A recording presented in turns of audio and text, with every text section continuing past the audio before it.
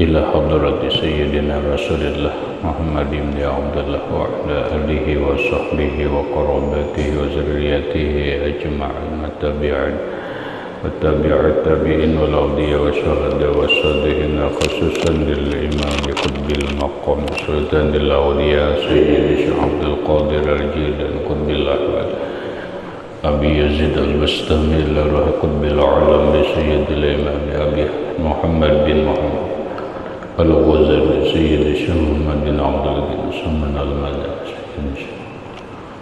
أصولهم وفروعهم أن الله الكريم يتغشاهم بالرحمة والمغفرة يعلي درجات بالجنة يعد علينا وعلى أهل بيتنا وأولادنا وذرياتنا من بركتهم ومن بركة علمهم وأسرارهم وأنوارهم ومعارفهم وكراماتهم واجعلنا من حزبهم وأمتنا على ملتهم واحشرنا بزمرتهم وادخلنا الجنة معهم ومع الذين أنعمت عليهم من النبيين والصديقين والشهداء والصالحين بسر النبي وآل النبي لهم الفاتحة.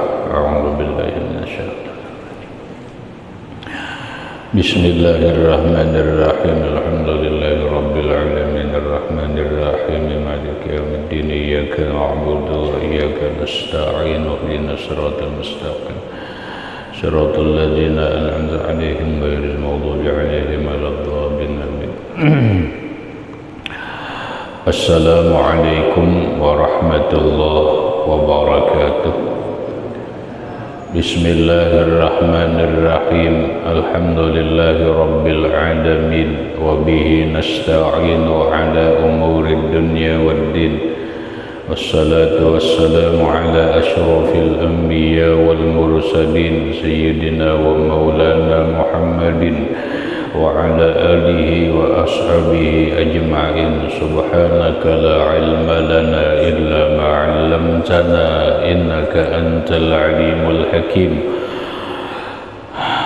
ربنا هب لنا علما وحكمة توفنا مؤمنين وألحقنا بالصالحين. وسبحان الله والحمد لله ولا إله إلا الله والله أكبر. لا حول ولا قوة إلا بالله العلي العظيم. عدد كل حرف كتب ويكتب أبد الآبدين ودهر الداهرين آمين.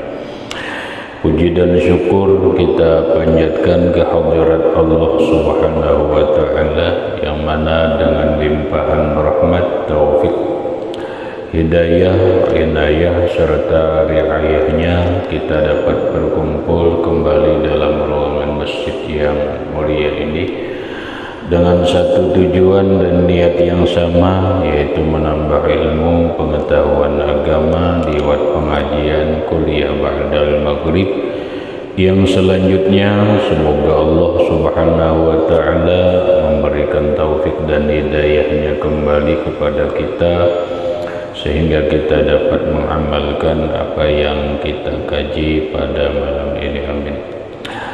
Bapak-bapak, ibu-ibu, hadirin wal hadirat rahimakumullah. Alhamdulillah sebulan lewat kita istirahat sejenak merayakan Maulid Nabi sallallahu alaihi wasallam yang mudah-mudahan peringatan sebulan yang dilaksanakan tersebut membawa manfaat, membawa barakah, membawa keridhaan dari Allah Subhanahu wa Ta'ala. Amin ya rabbal alamin.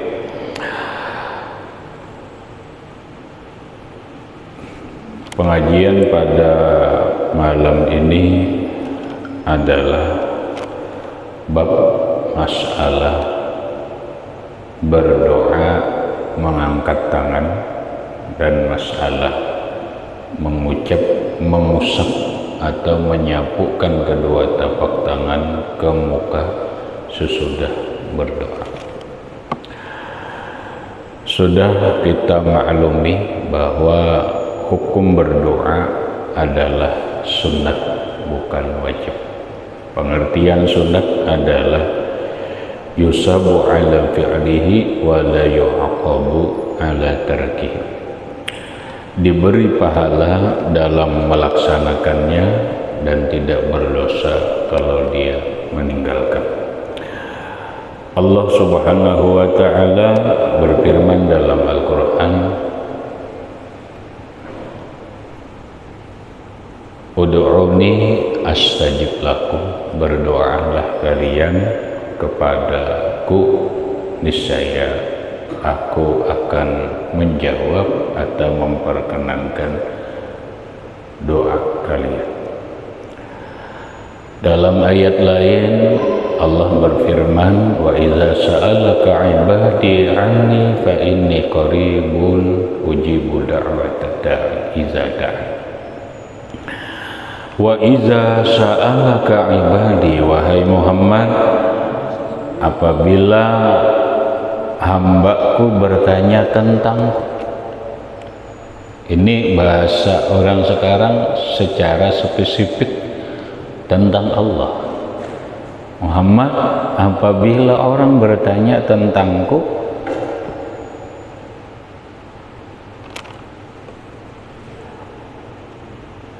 fa inni qaribun, jawablah, katakanlah kepada mereka, aku ini dekat. Jadi ini suruhan Allah, apabila orang bertanya tentang Allah, jawab aja, Allah Ta'ala itu dekat. Adapun ayat yang berkaitan Allahul ladzi khalaqas samawati wal ardh fi sittati ayyamin tsumma istawa 'alal 'arsy, ini ikhbariyah, ayat sifatnya adalah kabar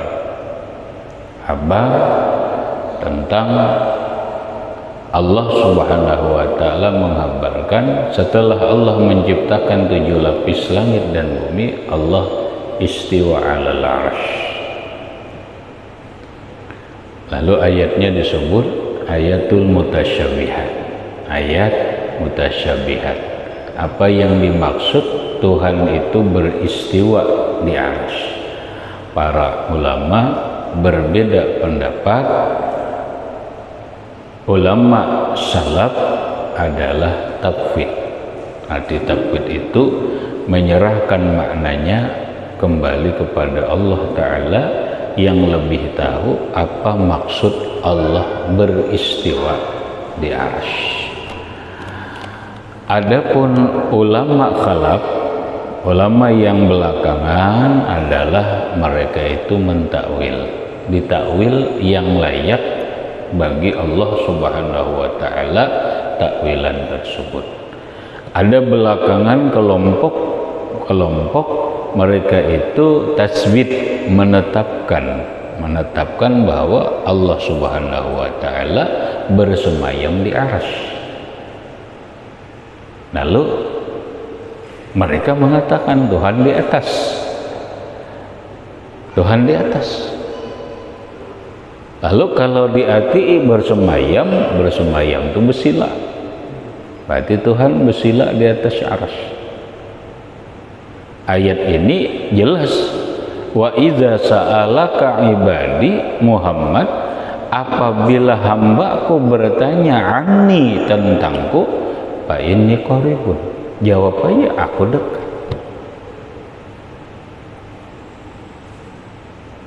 Nah, lalu dalam ajaran tauhid sifat 20, Allah Ta'ala itu ada namun tidak mempunyai tempat. Tuhan tidak mempunyai tempat, karena tempat itu Allah yang menciptakan. Allah tidak membutuhkan tempat, Allah tidak membutuhkan waktu. Tempat dan waktu itu adalah Allah Subhanahu wa ta'ala yang menciptakan. Nah, lalu kita belajar adanya Allah tidak di atas, tidak di bawah, tidak di kiri, tidak di kanan. Habis di mana Allah Ta'ala itu ada, la makana lahu wa la zamanalah. Tuhan tidak bertempat dan Tuhan tidak membutuhkan waktu, namun Tuhan itu ada, dekat dalam keyakinan hati kita. Nah, ketika kita mengatakan Tuhan itu bertempat, berarti Allah membutuhkan tempat. Itu ngarannya Allah kada kaya, Allah kada sugih ngarannya, iftiqar ngarannya, membutuhkan tempat. Kalau Tuhan dikatakan di atas, berarti Tuhan bertempat, maka sama dengan jirim, sesuatu benda yang harus mempunyai tempat. Berarti Tuhan itu bagaikan benda, lalu disebutlah mujassimah. Mujassimah, padahal Allah Ta'ala laisa kamitslihi syai'un. Balik bahwa akidah kita adalah iza sa'alaka ibadi anni fa inni qaribun. Tuhan itu ada, dekat di hati kita, dekat dalam keyakinan kita, walaupun dekatnya Allah tidak bersentuh.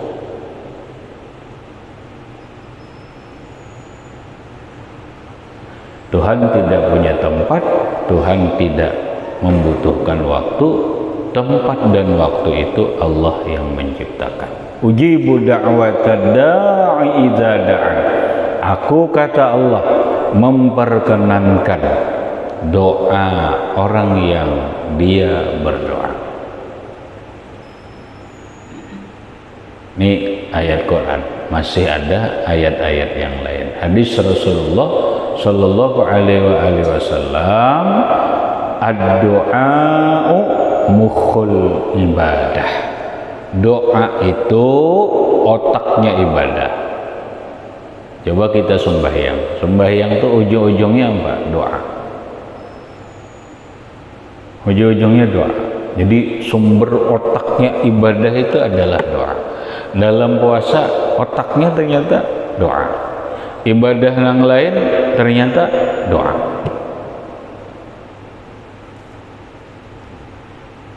Qala sallallahu alaihi wasallam, Rasulullah sallallahu alaihi wasallam bersabda, ad-du'a usilahul mu'minin. Doa itu senjatanya orang yang beriman. Jadi senjata apapun itu adalah doa. Senjata itu biasanya konotasinya adalah menghadapi musuh.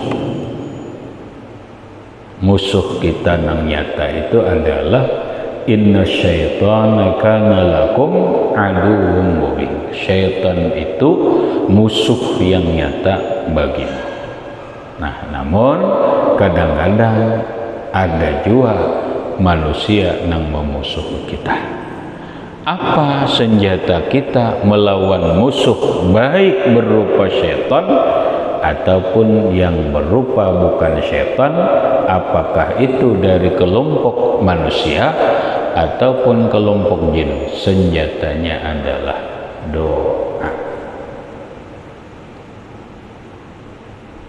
Doa. Dengan beberapa ayat dan hadis tersebut, maka doa itu disimpulkan adalah perintah Allah. Berdoa itu anjuran Allah, namun perintahnya itu dalam kategori hukum sunnah, bukan wajib. Artinya orang kada berdoa itu lah bujar kada berdoa ibu sembahyang secara hukum kada usah dibahas kini, jadinya kada berdosa juga. kada berdosa juga. Cuman istilahnya itu dia meninggalkan sebuah ibadah yang sunnah, dia meninggalkan sesuatu keberuntungan yang diberikan oleh Allah Subhanahu wa ta'ala. Nah, karena doa itu adalah ibadah, maka adalah yang disebut dengan adabud doa. Inna lid-du'ai syurutan wa adaban. Bahwa ketika seseorang berdoa itu ada syarat-syaratnya, ada adab-adabnya. Ketika orang berdoa memenuhi syarat, memenuhi adabnya, maka doa itu bisa dipastikan diijabah oleh Allah Subhanahu wa ta'ala. Satu yang paling pokok, ini paling pokok loh, syarat diijabahnya doa itu adalah aklul halal, makanannya halal. Itu syarat pokok. Makanya dalam hadis Nabi Sallallahu Alaihi Wasallam, ketika seseorang berdoa kepada Allah, walaupun sampai menangis-nangis berdoa, anna yakunu lahul ijabah, kata Nabi, bagaimana dia bisa dikabulkan Allah? Mat'amuhu haramun, makanannya haram, wa masyrabuhu haramun, minumannya haram, wa malbasuhu haramun, sedangkan dan pakaiannya pun haram. Sehingga para ulama syarat mutlak dalam ijabatud doa itu adalah aklul halal. Imam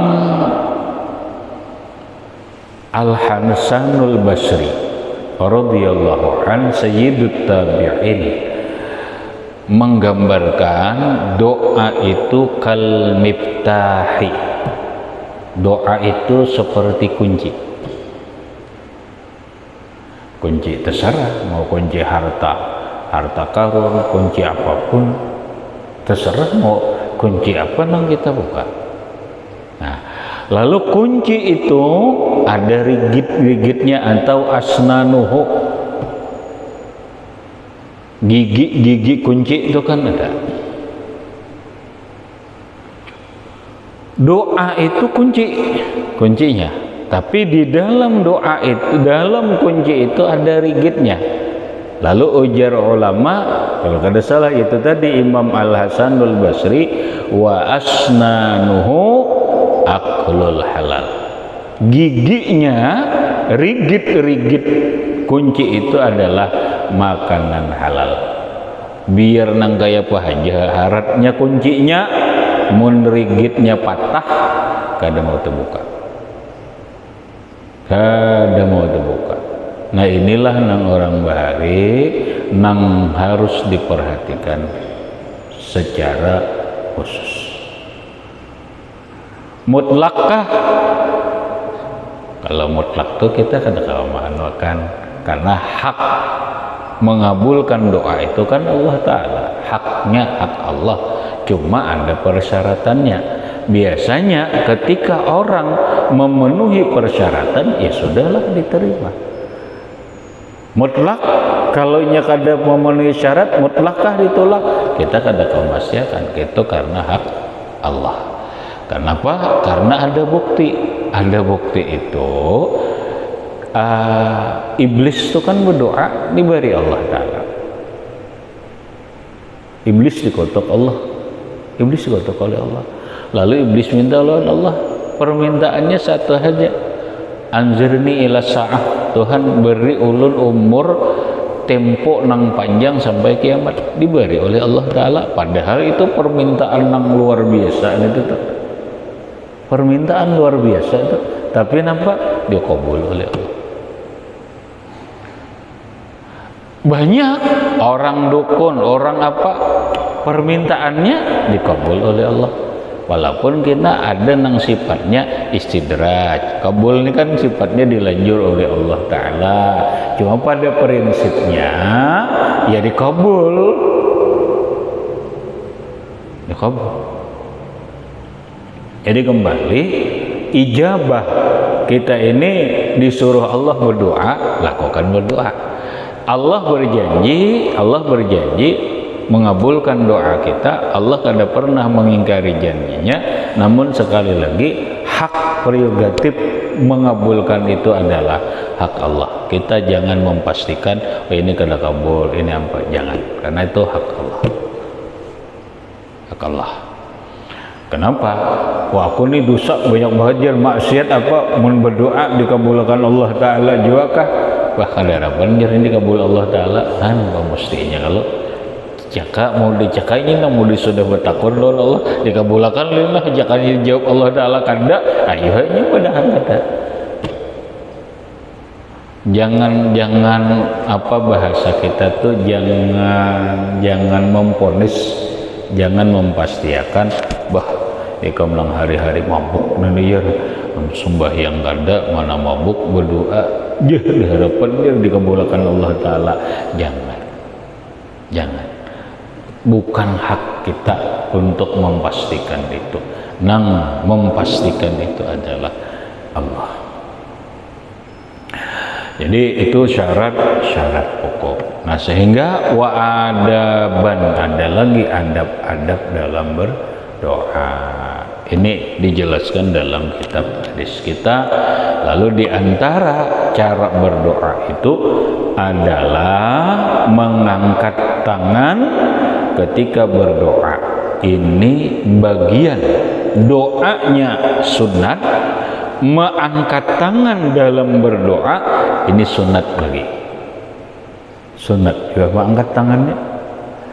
Dalilnya adalah hadis Rasulullah sallallahu alaihi wasallam, haddatsana Abu Bishrin Bakr bin Khalafin haddatsana Ibnu Abi Adiyin an Ja'far bin Maimun an Abi Utsmana an Salmana anin Nabi sallallahu alaihi wasallam qala inna rabbakum haniyun karimun yastahyi min 'abdihi ay yarfa'a ilaihi yadayhi fayaruddahuma sifran aw qala khaibaini, rawahu Ibnu Majah. Rasulullah sallallahu alaihi wasallam bersabda, sesungguhnya Allah subhanahu wa ta'ala itu maha hidup lagi maha pemurah. Allah hayyun karimun. Sesungguhnya Allah subhanahu wa ta'ala hayyun karimun. Allah maha hidup, Allah maha pemurah. Allah subhanahu wa ta'ala merasa malu kepada hambanya yang menengadahkan kedua tangannya kepada Allah, kemudian Allah menolak permintaannya atau mensia-siakan. Allah malu. Ini kita berdoa lalu mengangkat tangan. Nah, walaupun cara mengangkat tangan itu dalam riwayat Nabi itu kelihatan ketiaknya putih sampai Nabi berdoa nang gitu. Nah, lalu ada sebagian ulama cukup berdoa nang ini membetuli apa ada nang berdoa nang ini. Ya, ini ada beberapa riwayat nang ini kada mengangkat ngarannya itu mengangkat di paha gitu. Lah ini diangkat. Diangkat kedua tangan. Nah, ketika kita mengangkat, mungkin bahasanya ini bahasanya ada orang yang mengatakan, ini salah paham lah, itu jar, coba kita berdoa, mengangkat tangan ke atas kerja menandai, itu membuktikan bahwa Allah Ta'ala di atas. Salah. Setiap sesuatu itu ada kiblat. Kalau kita ini mengangkat tangan menggambarkan bahwa Tuhan itu di atas, terus kita sembahyang menghadap ke Baitullah, berarti Tuhan di Baitullah leh. Nah kan salah. Makanya ada ngarannya kiblatus sholah, kiblat sembahyang, ada kiblatud doa, ada kiblat doa, ada kiblatul ain. Telah kita ini kan ada kiblat awak dalam sembahyang, Tuhan menyuruh menghadap Baitullah. Bukan berarti Allah ada di Baitullah, bukan. Ketika kita berdoa disuruh mengangkat tangan karena apa? Karena langit adalah kiblatud doa. Kiblatud doa. Memang doa ini kemana? Oh, doa ini coba kita rancak melihat mendengar hadis Nabi. Apabila langit terbelah, contoh, apabila waktu sembahyang itu sampai langit terbuka sampai habis sembahyang waktunya. Ketika orang berdoa habis sembahyang langit masih terbuka. Apa yang dimaksud dengan langit terbuka? Artinya doa kita ini tembus sampai ke arsy. Itu berarti Tuhan di atas arsy kada. Doa ini tembus sampai ke arsy, diaminkan oleh malaikat, dibawa ke hadirat Allah, nang la makana lahu wa la zamanalah. Jadi ini menggambarkan angkat menggambarkan satu kiblatud doa, kiblatnya doa itu adalah ke atas.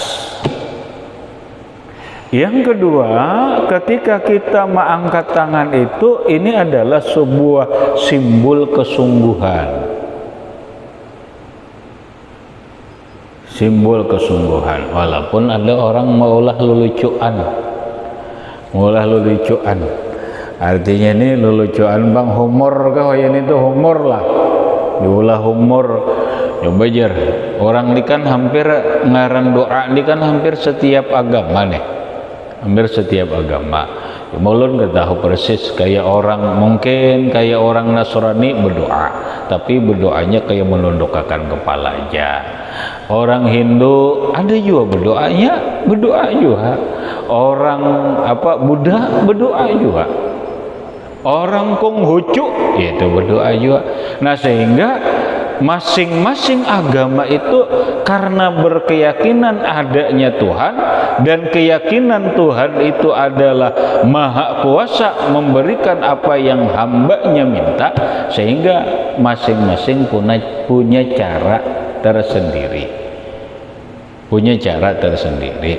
Namun ada nang maulah umur kayak apa nih jar, mun orang Konghucu tuh berdoa yang itu kalau pakai anu tuh hanya berdoanya. Ada orang Islam nih jar bertandai gitu aja, gitu.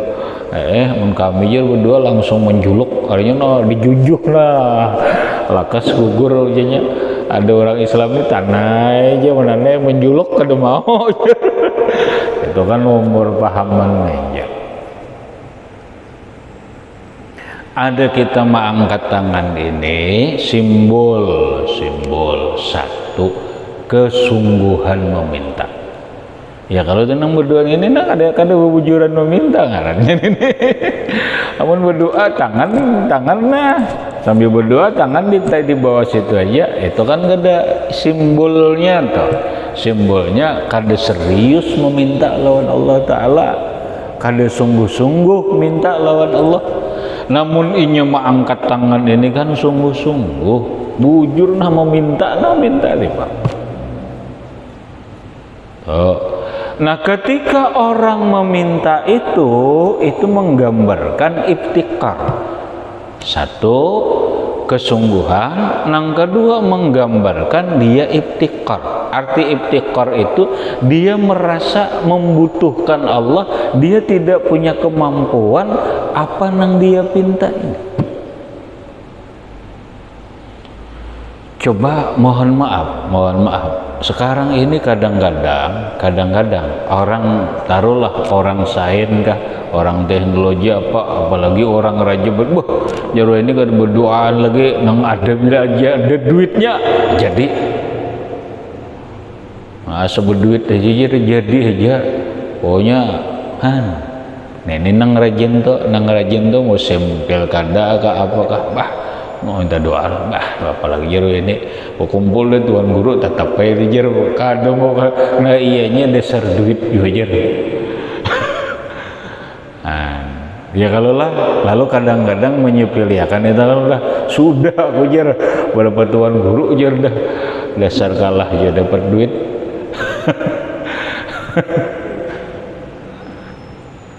Bujurkah kayak itu? Ini hati-hati, bahaya nih, bahaya aja.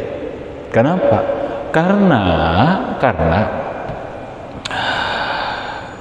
kita berdoa ini menunjukkan iftikar. Kita ini fakir, tidak punya apa-apa, tidak punya kemampuan sehingga membutuhkan Allah. Kita kadang-kala mewujudkan apa bahasa orang ini mohon maaf jangan jabatan, jangan rezeki apapun. Nabi Musa difirmankan Allah, ya Musa la tastahi minni an tas'alani bil haqq. Musa, engkau jangan malu kepadaku walaupun engkau meminta lawan aku, berdoa dan meminta lawan aku hanya sekedar uyah.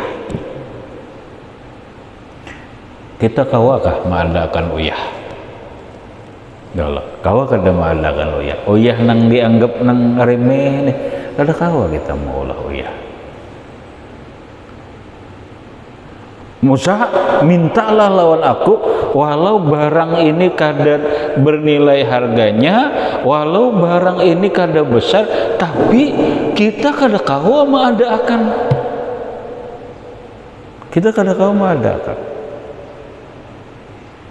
Nah karena kita kada kawa mengadakan, lalu mintalah lawan Allah, berdoa lawan Allah, hanya sekedar uyah, apalagi jabatan. Nah masalahnya aku sudah aja 40 hikum tuan guru dan hendak jadi anggota DPR 2 kali periode sudah kada kabul juga aku nih hendak jalan bersih ya nang jadi nang bapapai duit ja terus nang bapapai duit ja terus. Jadi aku jadi nang tahun akan datang nih kada usah lagi bagi amplop ke tuan guru, langsung bagi lawan pemilih aja lagi.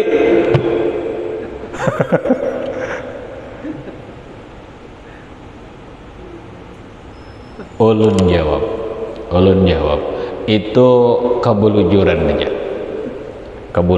aja. Nang ianya contoh aja mohon maaf, dan ini dimaklumkan takunakan aja bujur-bujur. Sekelas presiden kada pakai duit seapapun, bahasa kita 1 juta 2 juta kada ada. Siapa? Gus Dur. Ada lo Gus Dur pakai duit menyogok DPR ada. Siapapun saat kada ada. Malah doanya para ulama, keyakinannya para ulama nyati presiden kada gampangan nang memilih itu kan DPR itu tahu aja kalau jadi dan masih banyak contoh-contoh lain nang kada pakai manipulated ternyata dengan doa jadi ya taruhlah kalau inya mungkin bahasa kasar dulu kada mustajab dulu doa tuan guru kada kali-kali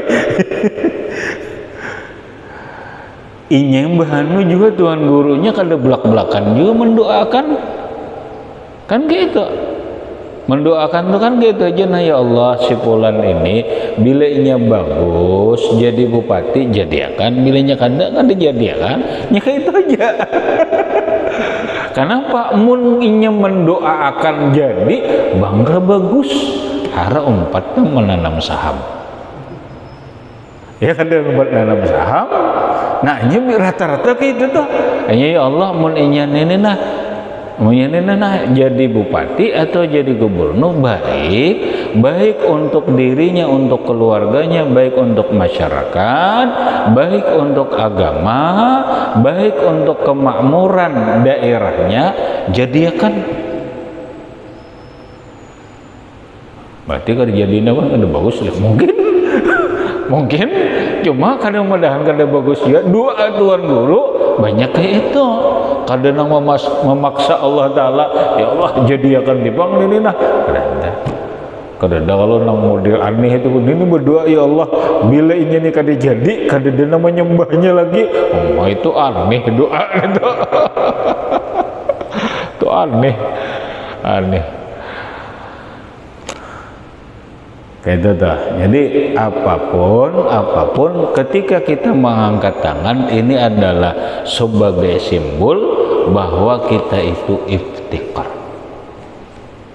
Iftiqar itu kita kada punya daya dan upaya, kita kada punya kemampuan sehingga kita membutuhkan Allah Subhanahu wa Ta'ala. Nah, apabila orang, kata Rasulullah, berdoa lalu mengangkat tangannya dengan keyakinan hati nang kayak itu tadi, udu Allah, kata Nabi, berdoalah kalian kepada Allah wa antum muqinuna bil ijabah, kalian mantap yakin bahwa Allah mengabulkan. Allah kenapa? Ujar Rasulullah, Allah malu hamba ini menurunkan tangannya, Allah malu menolak. Allah malu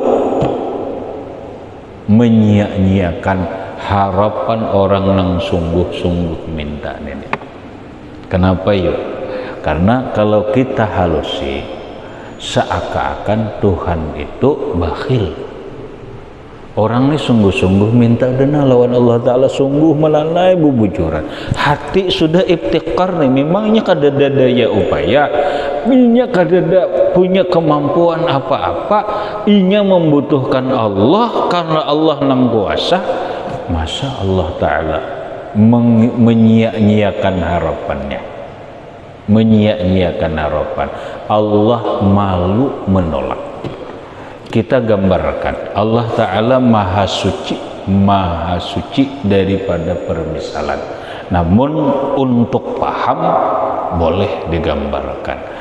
Orang ulun umpamanya terkenal, bahkan ulun mempamerkan diri, ulun pengasih penyayang, ulun maha pemurah, siapa nah hendak minta ulun beri. Datang orang dengan sungguh-sungguh meminta, supan kalau ulun nolak.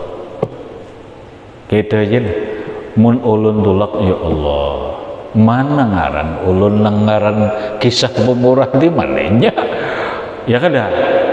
Ini nih yang kita paham. Mana maka jar pemurah, maka pengasih penyayang, kenapa ditolak? Ya kada. Nah itu kita aja tuh, kita malu menolak. Ini Allah yang sudah memproklamirkan diri. Allah Maha Rahman, Allah Maha Rahim, Allah Maha Pemberi, Allah Maha Pemurah dan sebagainya. Sungguh-sungguh kita meminta. Bahasa orang ini prosedur cukup sudah ditolak oleh Allah. Ulun yakin Tuhan kada nolak. Allah malu menolak. Toh ternyata ditolak Allah, mungkin kita nang kada sungguh-sungguh, prosedur kita salah. Nah, cuma di sini aja nang bedanya lah. Persepsi kita dengan persepsi Allah. Anggap kita menganggap kabul itu harus sesuai dengan otak dan keinginan kita. Kan gitu, kayaknya hendaknya kabul, isuk kabul kehendak. Kan gitu dah. Nah, Nah, nang ini nang jadi masalah tuh. Lalu dijelaskanlah oleh Imam Ibnu Athaillah As-Sakandari. Kata beliau, janganlah keterlambatan ijabah dikabulkan doamu itu membuatmu kecewa. Janganlah keterlambatan dikabulkan permintaanmu itu membikin kamu buruk sangka lawan Allah. Kenapa? Karena Allah mengabulkan doamu sesuai dengan keinginan Allah, bukan sesuai dengan keinginan kita. Anggap ini Allah kabulkan, tapi dua hal bentuknya. Kayak ini Allah ngabulkan, kita hendak kayak ini, ujar Allah kayak ini aja kok kabulkan doanya, dikabulkan juga, cuma bentuknya ini. Kemudian kita hendak waktunya sekarang, ujar Allah kada tepat waktunya, nang tepat kaina tahun dudi. Nah itu aja yang jadi masalah. Jadi Allah malu menolak doa kita, Allah malu menyia-nyiakan doa kita. Dengan kata lain, Allah memberi doa kita, tapi ingat, bukan dengan yang sesuai dengan pikiran dan keinginan kita. Pikiran bentuk hasil doanya, keinginan waktu nang terkabulnya. Jangan. Doanya kabul, tapi waktunya boleh jadi kita hendak minggu ini ujar Tuhan karena kena tahun sekian aja. Ujar kita hendak kayak ini bentuknya, ujar Allah nanggi ini aja. Nah itu aja yang menjadi permasalahan. Tapi ngatakan mengangkat tangan ini harus iftikar.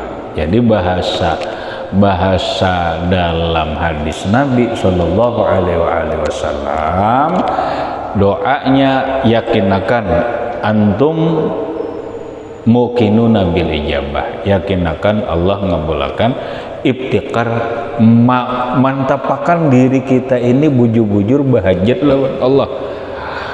Orang nang bujur bahajat tuh nang kayak apa yo? Contoh aja. Ini teori cepat doa kabul. Kenapa? Salah satu teori cepat kabul doa itu adalah Tuhan itu cepat mengabulkan. Satu, indamung kasirati qulubuhum, ketika orang hatinya sangat merintih. Yang kedua, ketika orang tapalipit.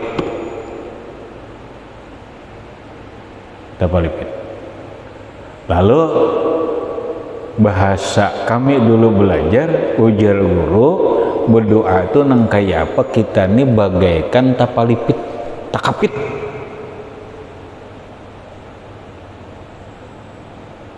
Olah-olah perasaan supaya kita ini memang takapit. Bahasa kita ini sudah, Tuhan itu yujibul muttar. Allah itu mengabulkan doa orang yang memang takapit. Ya, yang kita terjun tuh bilang sudah takapit, boleh. Cuma bila sudah kada mau lagi. Nah, lalu dalam kondisi normal ini, nang kayak apa kita nih rasa bujur-bujur ittirar, bujur-bujur rasa takapit permasalahan ini, nah itu insya Allah mau lekas tuh. Dan itu disimbolkan dengan mengangkat tangan, karena mengangkat tangan tadi adalah simbol satu, kita bujur-bujur meyakini Allah yang kuasa, kita ini iftikar, bujur-bujur membutuhkan Allah, karena kita ini nyarah kada mempunyai daya dan kemampuan dalam mengatasi atau mewujudkan apa yang kita inginkan. Lalu hati ini bujur-bujur jangan ada nang mude manggasak Allah, sudah ibtikar di pangarannya. Nah itu nang mau cepat kombo, lalu disimbolkan ini. Hadirin rahimakumullah. Jadi terakhir Imam Al-Hafiz Abil Ali Muhammad Abdurrahman bin Abdurrahim dalam kitab Tuhfatul Ahwaz Syarah At-Tirmidzi menjelaskan bahwa hadis yang tadi menunjukkan anjuran berdoa mengangkat tangan. Tuh, hadis tadi menggambarkan anjuran bahwa mengangkat berdoa itu dengan mengangkat tangan. Kemudian berikutnya hadis an Salim ibni Abdullah anna Abdullah ibn Umar radhiyallahu anhuma ila akhirih wallahu a'lam bishawab. Karena waktu itu dulu yang dapat ulun sampaikan, mudah-mudahan bermanfaat bagi ulun dan sampeyan bertahan, dan mudah-mudahan dan berkat kita berkumpul ini Allah Subhanahu wa taala ngampuni segala dosa-dosa kita, baik dosa zahir ataupun dosa batin, dan mudah-mudahan dan berkat kita berkumpul ini Allah Subhanahu wa taala mengumpulkan kita dalam surga dengan berkat Rasulullah sallallahu alaihi wasallam wa alihi wa ashabihi wa dzurriyyatihi wa bisyurril Fatihah. A'udzu billahi minasyaitonir rajim. Bismillahirrahmanirrahim. Alhamdulillahi rabbil alamin. Iyyaka na'budu wa iyyaka nasta'in. Ihdinas siratal mustaqim. Siratal ladzina an'amta 'alaihim ghairil maghdubi 'alaihim waladdallin. Bismillahirrahmanirrahim. Alhamdulillahi rabbil alamin. Allahumma shalli 'ala sayyidina Muhammad wa 'ala ali sayyidina Muhammad. Allahumma anfa'na bima 'allamtana wa 'allimna ma yanfa'una wa zidna 'ilma. Alhamdulillah 'ala kulli hal wa na'udzu billahi min hadi ahli nar. Nas'aluka al-'afwa wal 'afiyah wal mu'afata ad-daima fid din wad dunya wal akhirah. Sallallahu 'ala sayyidina Muhammadin wa 'ala alihi wa sahbihi wa sallam. Alhamdulillahi rabbil alamin. Assalamualaikum warahmatullahi wabarakatuh.